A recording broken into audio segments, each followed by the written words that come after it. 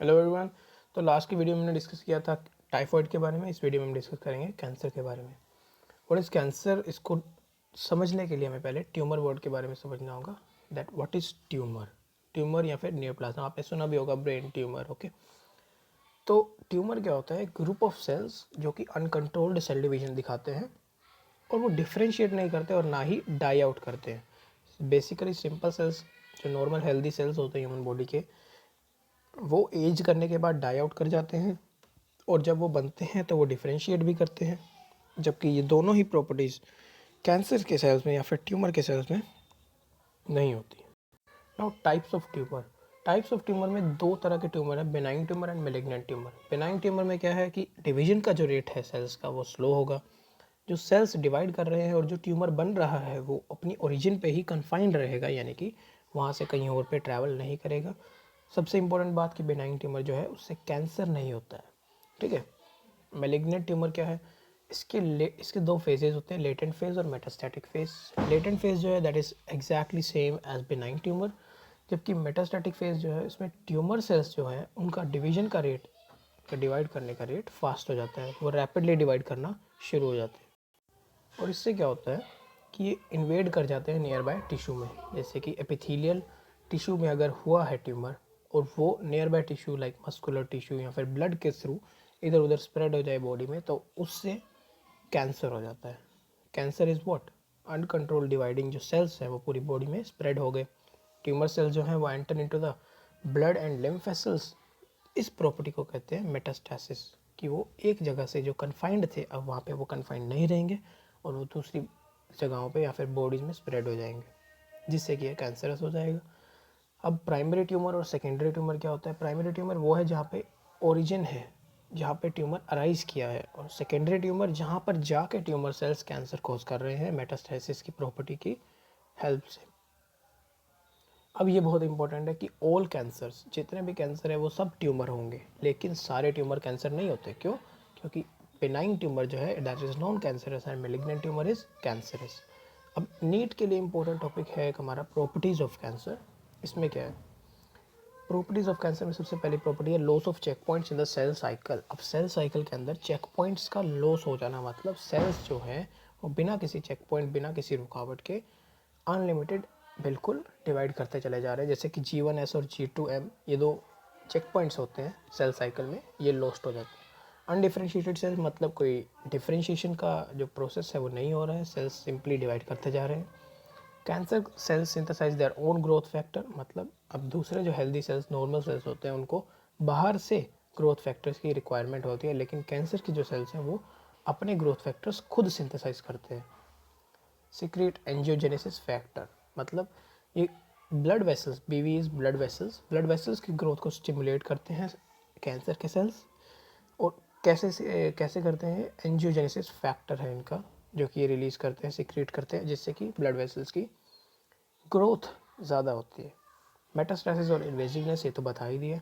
Contact inhibition is not followed. Contact inhibition क्या होता है? अगर सेल्स एक दूसरे को टच करेंगे, नॉर्मल और हेल्दी सेल्स अगर एक दूसरे को टच करते हैं तो वो डिवाइड करना बंद कर देते हैं, लेकिन कैंसर के जो सेल्स हैं एक दूसरे को टच करने पे, कॉन्टैक्ट करने पे भी डिवाइड करना बंद नहीं करते, जबकि ये डिवाइड करते चले जाते हैं। अब इतने सारे सेल्स हो जाते हैं तभी ये बॉडी के बाहर से भी अपीयरेंस लगती है कि हाँ ट्यूमर है। ओके, कैंसर सेल जो है इमोर्टल है, मतलब ये कभी भी डाई आउट नहीं करते। एपोप्टोसिस इनहिबिट करते हैं कैंसर के सेल्स। एपोप्टोसिस क्या होता है? Natural death of the cell is called apoptosis, programmed cell death. Increased expression of telomerase enzyme.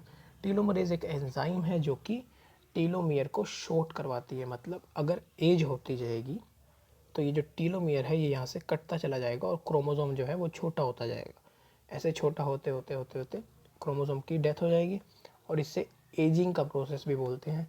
अब एजिंग का प्रोसेस कैंसर के सेल्स में नहीं हो रहा है तो वो इमोर्टल है। क्यों? क्योंकि टीलोमरेज एंजाइम ज़्यादा एक्सप्रेस हो रही है। अब कोजेज क्या है कैंसर के? बेसिक सिंपल कोज है म्यूटेशन। म्यूटेशन का मतलब है किसी जीन में ऑल्टर करना, डिलीट हो जाना किसी जीन का, या फिर ये तो बॉटनी में आपने पढ़ा ही होगा कि व्हाट इज़ म्यूटेशन। अब म्यूटेशन किस किस जगह पर होती है तो कैंसर होता है? प्रोटोन्कोजीन और ट्यूमर सप्रेसर जीन, ये दो जीन है, इनमें अगर म्यूटेशन हो गई तो कैंसर अराइज कर सकता है। अब प्रोटो ऑन्कोजीन में म्यूटेशन होती है तो ऑन्कोजेनिक ट्रांसफॉर्मेशन होता है। जो प्रोटो ऑन्कोजीन है वो सेल्यूलर ऑन्कोजीन में कन्वर्ट हो जाएगी, सी ऑन्कोजीन जिसे बोलते हैं। इसमें जब कन्वर्ट हो जाएगी तो ये जो सी ऑन्कोजीन है ये एबनॉर्मल सेल्यूलर ग्रोथ करवा देगा। अब मैंने बताया था कि सेल्स की अनलिमिटेड ग्रोथ होती जाती है, तो वो कैसे होती है, वो इसी सेल्यूलर ऑन्कोजीन से होती है जो कि म्यूटेशन से प्रोटो ऑन्कोजीन से कन्वर्ट होकर बना है with the process of oncogenic transformation. दूसरा जो है that is tumour suppressor gene, मतलब due to the mutation their function of regulating the cell cycle is lost. अब सेल साइकिल में मैंने बताया था कि चेक पॉइंट्स लॉस्ट हो जाते हैं कैंसर के केस में। अब ये चेक पॉइंट्स कैसे लॉस्ट होंगे, जब म्यूटेशन हो जाएगा इस ट्यूमर सप्रेसर जीन में, तो इससे क्या हो जाएगा, कैंसर का केस अराइज होएगा। कार्सिनोजेंस क्या होते हैं, वो एजेंट्स जो कि कैंसर कोज करते हैं, लाइक रेडिएशंस, एक्सरेज या यूवी रेज। अब आपने देखा होगा जो जो बंदा एक्सरे करता है वो अपने आगे एक एप्रॉन टाइप सा लगाता है ताकि उसको रेडिएशंस ज़्यादा ना हो। अगर ज़्यादा एक्सपोजर हो गया एक्सरे या यूवी रेज से तो कैंसर हो सकता है। Chemical agent like NDMA. अब एनडीएमए क्या है, नाइट्रोसो डाइमिथाइल अमाइन। ये जो है ये सिगरेट स्मोक में होता है, इस केमिकल एजेंट की वजह से कैंसर हो जाता है, इसीलिए कहते हैं कि cigarette smoke causes cancer. Asbestos is also a chemical agent which cause cancer.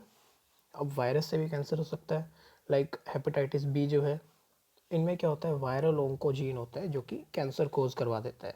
अब हेपेटाइटिस बी एक वायरस है जो कि लीवर कैंसर कोज कराते हैं, ठीक है।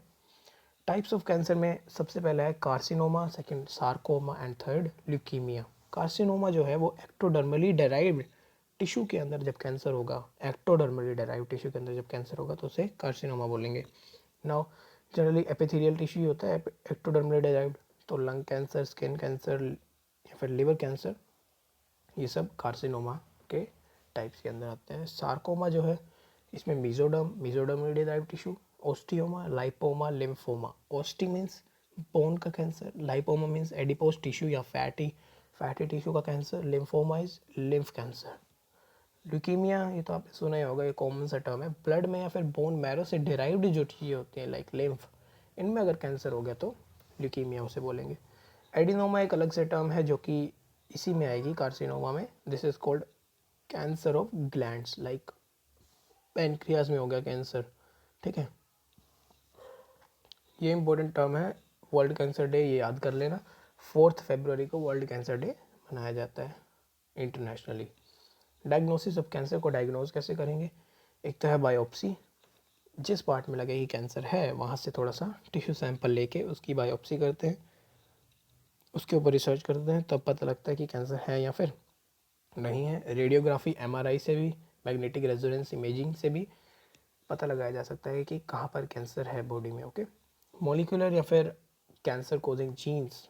मॉलिक्यूलर डायग्नोसिस में क्या होता है, जो जीन लेवल पे डायग्नोस किया जाता है कि कैंसर कोजिंग जीन्स जो हैं वो कैसे या किस तरह से कैंसर को कोज कर रहे हैं। अब कैंसर का ट्रीटमेंट क्या है, सर्जिकल रिमूवल। अब जहाँ पर अगर ट्यूमर है, अगर हमारा लेटेंट फेज चल रहा है, अगर बिनाइन ट्यूमर है तो ये सर्जिकल रिमूवल करके उस वहाँ से उस ट्यूमर को हटाया जा सकता है और कैंसर फ्री हो सकता है। लेकिन अगर उससे ज़्यादा स्टेज बढ़ गई है कि जो ट्यूमर है वो अब और जगह पर कन्फाइंड, उस जगह पर कन्फाइंड नहीं रहा और वो सेकेंडरी ट्यूमर बन गया है, तो उसका सर्जिकल रिमूवल करने से भी कोई फ़ायदा नहीं होगा, क्योंकि जो कैंसर है वो पूरी बॉडी में फैल चुका है और अब कीमोथेरेपी या फिर रेडियोथेरेपी या फिर इम्यूनोथेरेपी इसकी हेल्प से ट्रीट किया जाएगा पर्सन को। रेडियोथेरेपी होती है जैसे लाइक लेज़र टेक्निक इस्तेमाल करके, chemotherapy some chemical agents, immunotherapy with the help of immunity, killing the cancer cells with the help of immunity. Okay, so that's it for cancer. Thank you everyone.